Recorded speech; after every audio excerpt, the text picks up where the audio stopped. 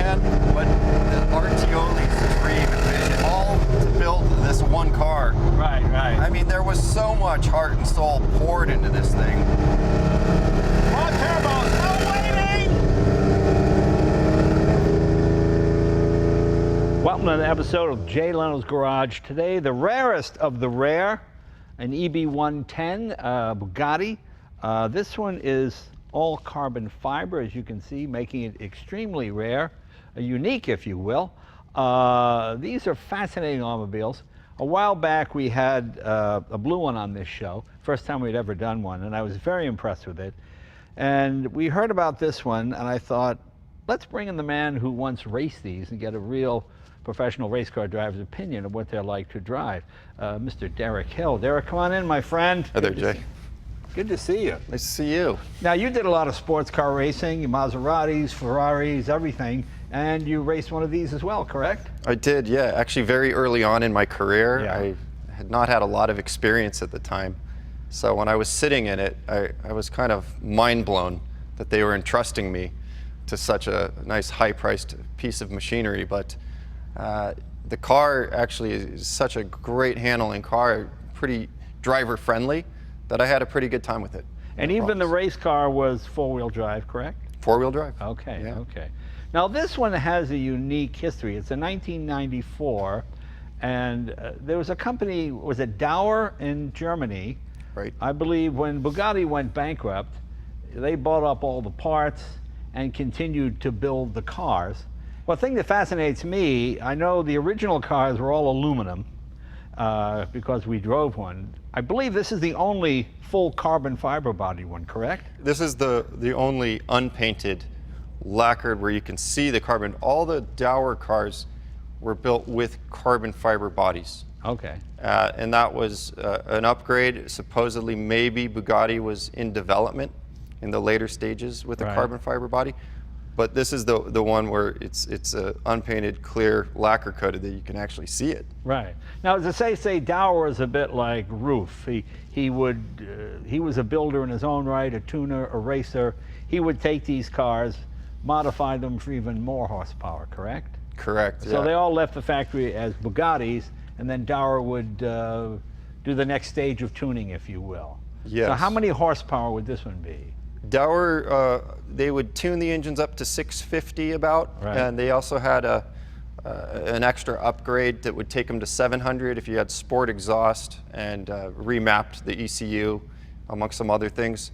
This one does have the sport exhaust, and I'm sure there's variants in there, but this one Sure. lies somewhere around 700. So, but when the EB110 with the aluminum body left the factory, that was rated at 550 horsepower, correct? Yeah, and the GT, In the and around GT. 600 with the Super Sport. Right, which in 1994 was unbelievable. It was like the way we look at 800 or 900 horsepower now. Yeah. I mean, Vipers were 400, 450, Corvettes, and all of a sudden these cars were lighter, smaller, and I imagine this carbon fiber body is how much lighter than the aluminum? 500, 600 pounds, did you say? Yeah, I think it's about 400, 450 is what they were saying. Oh, okay, all right. Yeah. Well, that's got to bring it below 3,000 pounds, probably. Yeah, correct? right around there. Yeah. Right, very impressive. Yeah. 5-speed or 6-speed?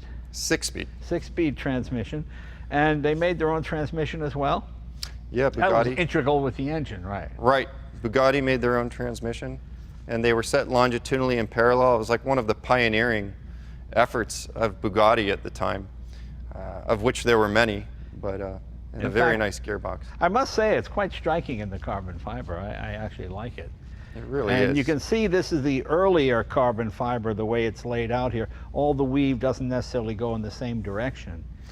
This Yeah. must have taken hundreds of hours, because I know when I think when the F1 was developed, that was the first all carbon fiber shell. Is it 2,000 hours? Some crazy number like that. Yeah. Now, well, the P1 they do in an hour and a half. Yeah. So this is the same sort of deal with this. This must have taken just crazy amounts of time and effort and money to do, because carbon fiber in '94 was still in its infancy. They were still experimenting with it, and people weren't sure about it and every other thing. So it's pretty amazing. Okay, and the wing is adjustable as well. Adjustable, based on the Super Sports, as these were a fixed wing, Right. whereas the GT had the dynamic wing. that would go up and down. Well, let's open the engine compartment here. We lift it up there. You know, it's hard to improve on the stick. The stick has been around since the 1800s, and it just holds up carbon fiber, steel, aluminum, whatever you want. Right, on a car that they pulled out all the stops to make it the greatest supercar ever, but yet they stuck to the simplicity of things, where simplicity is the best solution. Right, That's what I love about this. And it's not a huge engine. It's 3.5 liter. I think it might be the only vehicle up to this point with 4 turbochargers, as far as I know. So that's pretty incredible. Yeah. And it's a wonderful sounding engine, and it's a true supercar. You know, there was no shortcuts with this thing. It wasn't like they used a Corvette motor and something else and something else. This was from day one planned to be the ultimate supercar. There's a lot of effort and time and engineering. And Atoli, that was his name? I think? Artioli. Artioli. Yeah, I think he lost his shirt building these things, but he was one of those Italian guys, very passionate, loved the car more than anything. I know Schumacher bought one, and I mean, it got off to a great start at the beginning, and I don't know what happened. The recession hit or something, and the thing kind of began to fall apart. Right. Yeah. Well, and also the cars like the McLaren F1 The F1 came out, the Vector came out, a few other cars where it didn't quite live up to what they thought it would be, so people kind of went, oh, I don't know, this will... And these were incredibly expensive. This was, compared to modern supercars, today $500,000 barely gets you in the door, but then, well, that was unbelievable. Yeah. I mean, Lamborghinis were just a little over 100,000 in the 90s, so this at 4 or 5 times the price, you know. Right, right. Pretty but at that time, you know, people like to separate supercars into the 80s and the 90s. Right. But you sort of have to look at it, I feel like, from 85 to 95. Right. Because this came around when you had the 959s and the F40s were where it was at. Right. And this then came around and sort of took the supercar and reset the bar. Because I remember the F40, it was a bit raw, crude, fast, loud. The first supercar to hit 200 officially, I understand. From what they say, although the 959 was pretty close. And so if they were all pushing the 200 barrier. Right. And this one came out and just did it for real. Right. Yeah, I don't know why it wasn't a success. I thought the interior did not match the rest of the car when it came out. I remember sitting in this at the auto show at the time and not quite fitting in it and going, I was a little cramped in here. You know, it seemed a little small. And it seemed so complicated. And of course, those days, where do you find a mechanic to work on it? Maybe I'll go with this, you know, that was a lot of skepticism. Of course, now the price of these has gone sky high. But even 8-10 years ago, you could get these for 200, 225. Right. And now they're up in the $1 million range, you know, because people realize really what it is, what an engineering tour de force that it was. Yeah. And this is a beautiful combination, the carbon fiber with the kind of, what would you call that, camel? Yeah, well, a nice, interior? Caramel tan interior. Yeah, really nice. And I just love the quilted leather. Yeah. It's so distinctive. Yeah, I'm a sucker for that. In the old Lusso Ferraris, they had that in the whole back deck, that quilted deal. I always thought that was really cool. And of course, these windows here, I'm told these windows were like this because at the time a full glass window couldn't take the pressure of 200 miles an hour. Right. So you had this with a frame here for extra bracing, and then this would come down. You could get you'd get a good double burger through there and maybe a small Coke, but that's about it. Yeah. Or at 200 miles an hour, you could roll the window down, but you'd never get it back up. Right. Yeah. Right. Beautiful design, and the EB110, of course, the 110 stands for it. When it was released, it was the 110th birthday of Arturo Bugatti, and of course the EB Arturo Bugatti, and the 110 for how many years it was since he was born. The wheels as well, Brembo brakes, steel discs, of course. This is before, not carbon. Those are not carbon, are they? No, I don't believe so. I would imagine that they were using that but probably not in the day, because carbon brakes back then, as you know, just took forever to warm up, and they were so inconsistent. They were great on race cars, but not so much on street cars. Extremely light wheel, very thin, as you can see. I don't know what they weigh, but I'm sure they're they're very, very light. And they have that 7-spoke that sort of harkens back to the Type 35s and the Grand Prix, the great Grand Prix cars. Yeah, there's pre-war a great Bugattis. look to them. And, you know, just all of this Italian design here, you know, just beautiful the way that is there, the vented area there to get the heat out of the brakes. You've got these ducts here as well. These air intakes, unlike any other car. You know, it's just such original styling, original detail to this car. Well, the carbon fiber on this, really, to get back to it, is so interesting, because this was truly the beginning of carbon fiber bodies. Right. And nowadays, with the patterns and the weaves having to match, and it's such an aesthetic thing, this was kind of a look underneath the covers. Right. And it's great to see where were they starting with. And the way the doors open. Boy, that's really light. I mean, that's, look at that. And actually, it's a nice door the way it opens. It doesn't make getting in and out tougher. You step right into it. Yeah, those scissor doors. When we showed up at Daytona in 1994 to race this thing, to be there on the pit lane and have these two doors coming up looking like a Countach, it just looked like, you know, and there you are with the Porsche 911s and the Oldsmobile Auroras and Mustangs and Callaway Corvettes, and we're looking just so exotically European with our doors opening like this. And you're the only one with four-wheel drive, correct? Correct. Yeah. Yeah. So let me ask you, as a race car driver, hindrance or help, the four-wheel drive? I mean, what did you prefer? Did it seem different? Did it seem heavier? You know. The car was problematic in its heaviness from the beginning when they were looking at it as a competition car, because it wasn't really developed to be strictly competition, thoroughbred. So the weight was definitely an issue, but in terms of all-wheel drive, it just depends on the conditions. Yeah. And you're praying for rain with all-wheel drive. And so when they took the car to Le Mans for the first time in '94, I think they were all, you know, fingers crossed that the clouds would open up. Right. And then when we were at Daytona, I got in the third stint, because, you know, we have 3 drivers, and I took over about the 6th hour, and it started to drizzle. And it was very interesting to drive this car when it was raining with at least a damp track, because there you'd see all the other cars, the other GT cars, all arms and elbows. Right. And you could just point this car out of the corner and squirt by them. It was unbelievable. So you're saying, so it was light for a road car, but heavy for a competition car? Is that fair to say? Yeah, I would say it's fair to say. And they never considered doing a two-wheel drive version, did they? Did. Well, the team that I was driving for, Monaco Racing Team, supposedly did have a prototype rear-wheel drive in the works, because they had big ambitions for where they were going to race the car, and obviously having a rear-wheel drive only car and weight savings and all that was what they probably had the idea of, but they never brought it into action. Because I remember when this car was introduced, the factory was the most beautiful car factory I had ever seen. I remember they had this beautiful tile floor, it's all inlaid, and I'm going, what do they spend? How much money does this company have? I mean, it just seemed like they threw out all the stops. I remember when the car was introduced, they had a party to end all parties, you know, famous rock stars and opera singers from Italy and you know, kings and queens. Just incredible. And I thought, geez, they're really doing this the right way, but they must have just been spending every penny they had.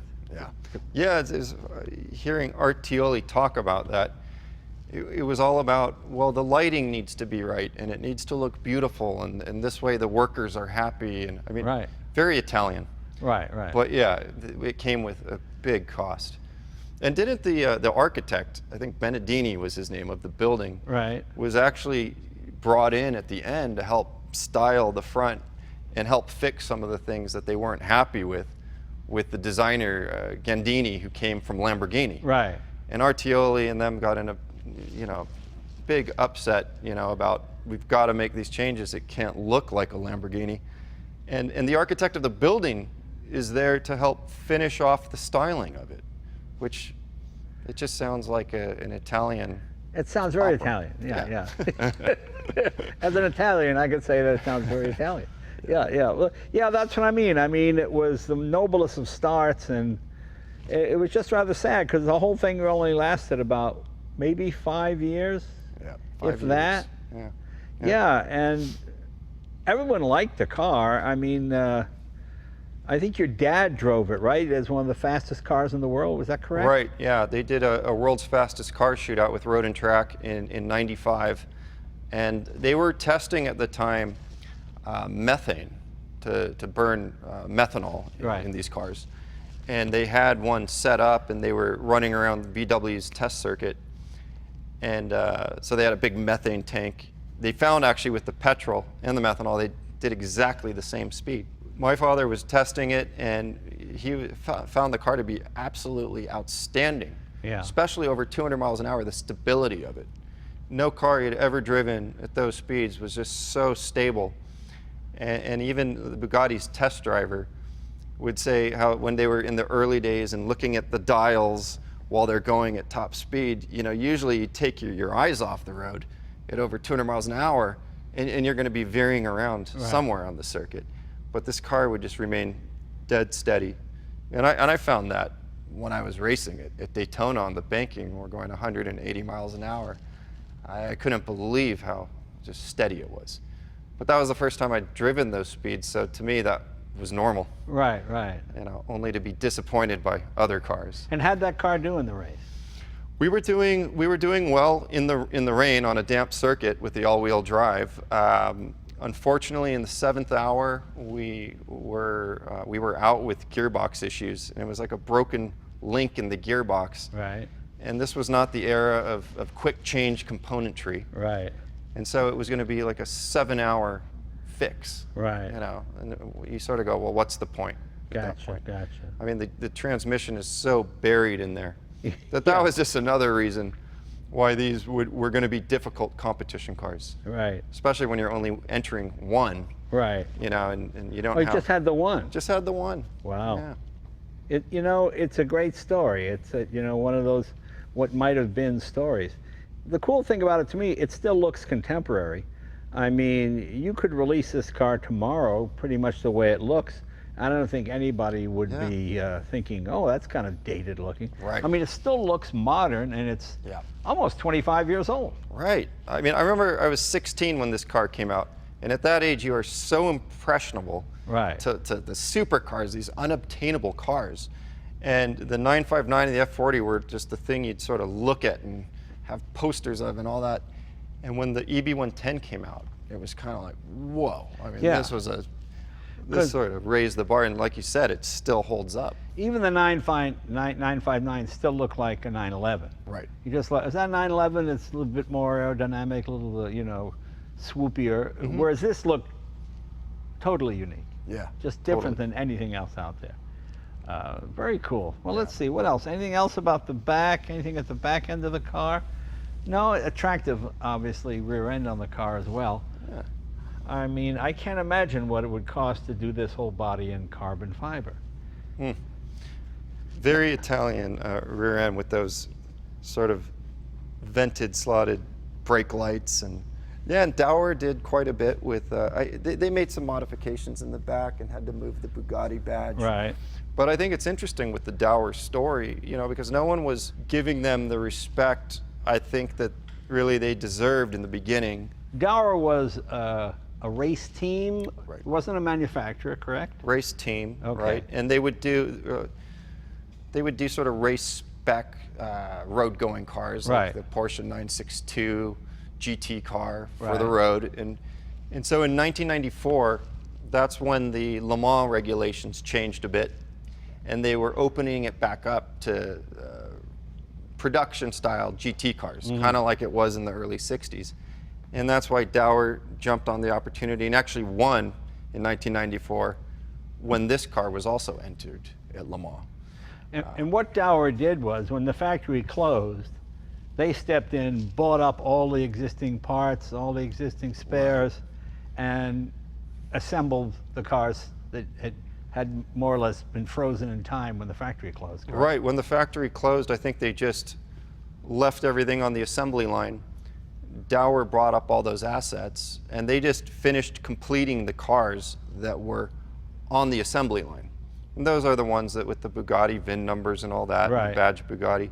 But then he went on to build, I think, another 5 cars, something like that, that were the Dauer cars. And he was, of course, putting the carbon fiber bodies on them, and tuning up the engines for more horsepower. Right. But they did go to the super sport specs with the interior, which was the simpler version, more simple than the GT, which was the baseline model. Yeah, I remember seeing just a wonderful photographic essay. Some photographer got into the Bugatti plant and just took pictures.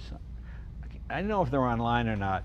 And you just see the weeds growing up through the beautiful, formerly beautiful tile floor, literally trees growing inside the factory.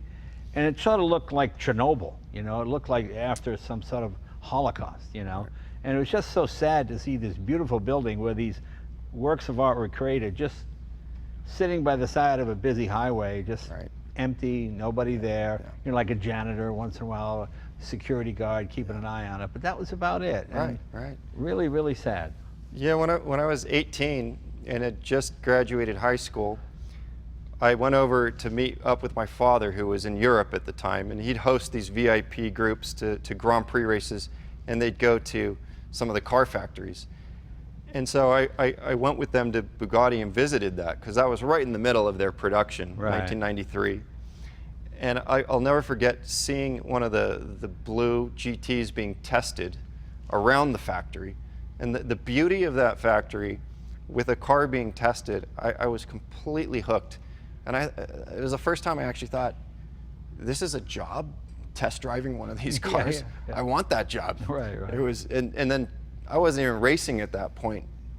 And 2 years later, I found myself racing one. And something else is very Italian. It makes me laugh because it reminds me of my Espada.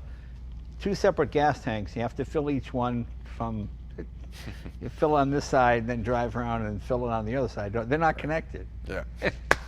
I mean, why would you not connect them? I don't understand that.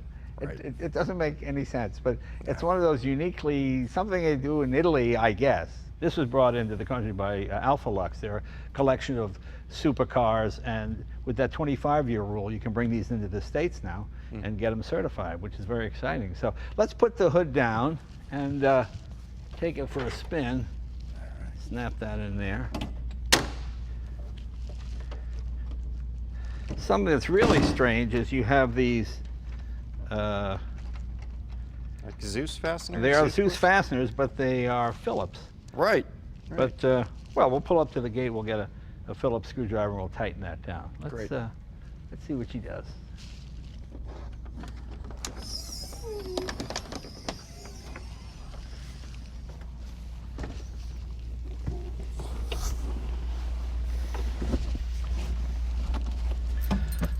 Actually quite comfortable, isn't it?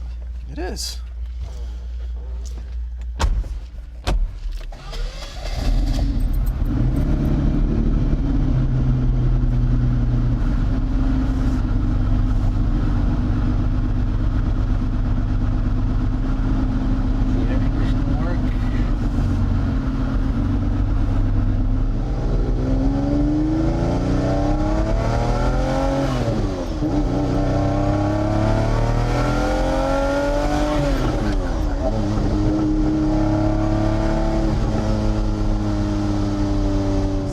Just in that 25-year rule now, I guess. Yeah, I guess that's right. So you're going to see more and more of these? I mean, I guess you will. You see more and more Supras and Skylines and that kind of stuff. Right. Yeah. Toyota Centuries, the big Rolls-Royce looking thing. Right. Yeah, it's fascinating though for me to learn, start connecting the dots with the lineage of all this stuff. Mauro Forghieri came over to be technical director. And Mauro Forghieri of the EB110 at its end. Oh, that's right, didn't he? Yeah. And he was my dad's race team director in 1962 at Ferrari. Yeah. His last year. And I never knew that connection. So was this the fastest car you had ever driven once you got into race? Oh, by far. Oh, it was, huh? Yep. Yeah. Yeah, and probably about 150, 200 more horsepower than I'd ever dealt with. So I think having all-wheel drive was to my benefit, being as inexperienced as I was. But I wasn't doing too bad. As long as you're faster than the team owner, then you're okay. Yeah, that's funny. But Gildo Pastor, who ran the Monaco racing team, so passionate about it, still a friend to this day.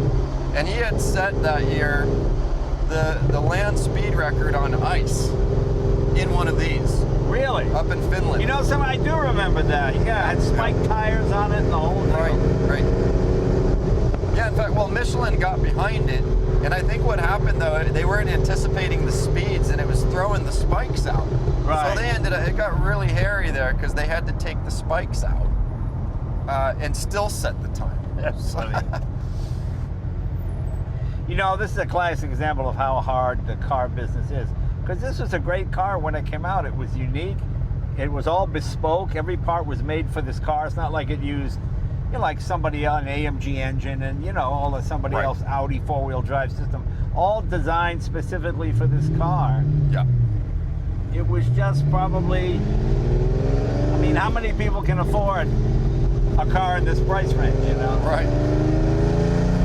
Well, and at that point, it was sort of the beginning of the supercar craze, was it not? So were people even used to these outrageous prices yet? No, they weren't. I remember in 1987, 60 Minutes did a piece on Lamborghini. And they said, this might look like a commercial, but it's not. Because to buy one of these would be $100,000, you know. And that's what you pay for a Corvette now. Yeah. So I'd never been in a road-going one of these. This is quite an experience. Yeah, you know, it feels quite modern. It's hard to believe this is a 25-year-old car. Actually, it's more when you consider when it was started design-wise. Right. But, you know, it's got 6 speeds, it's got 4 turbos. Actually, there's not been anything like it except perhaps the Veyron, right? Right. But it is so very Italian, and that's what I love about it. It's very Italian, and it's very much to what Bugatti himself might have designed. Right. I think the Veyron might be a little too big and too ostentatious. Well, not ostentatious, but it's such a technical achievement. This has, I think, more soul. Yeah. You know, the engine's right here. You hear it spinning behind your head, you know, the whole deal. When you hear 4 wastegates pop off, it's very exciting. Well, when you understand what the Artioli's dream and vision in this outrageous factory and all to build this one car. Right. I mean, there was so much heart and soul poured into this thing without real rationale.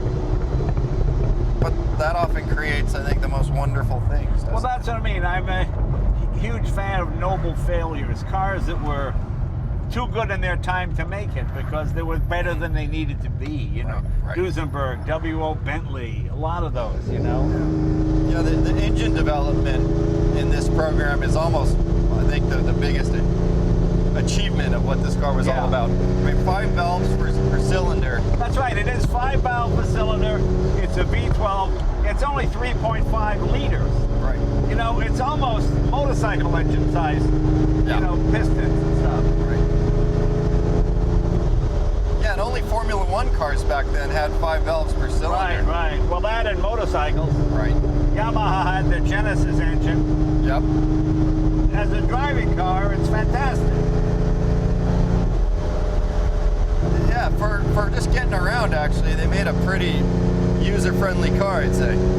Because the F40, compared to this, is kind of a crude machine, isn't it?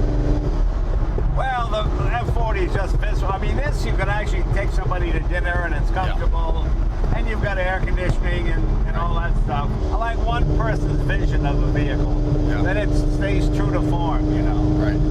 I admire any company that builds their own engine. Yeah. I mean, that's the heart of it, you know. Right.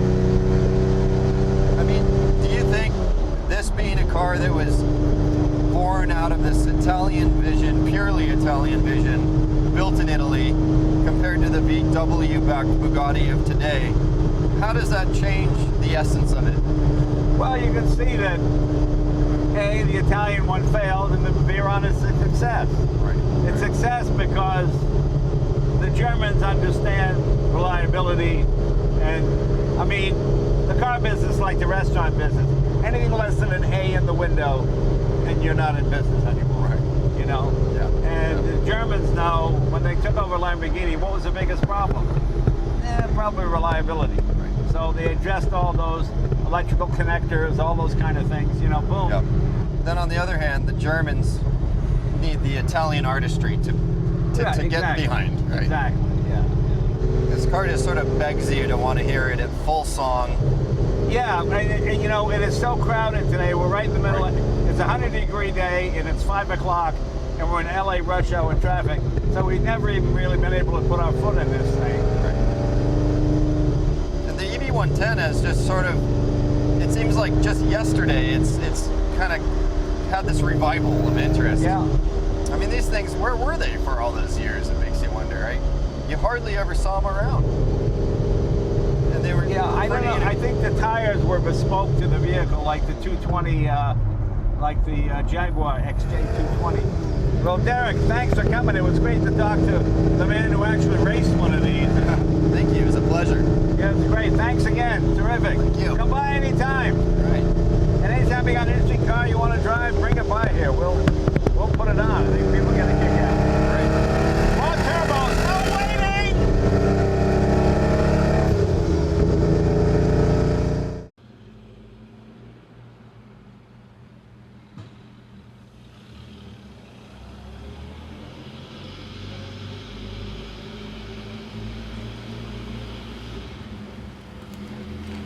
Mm-hmm.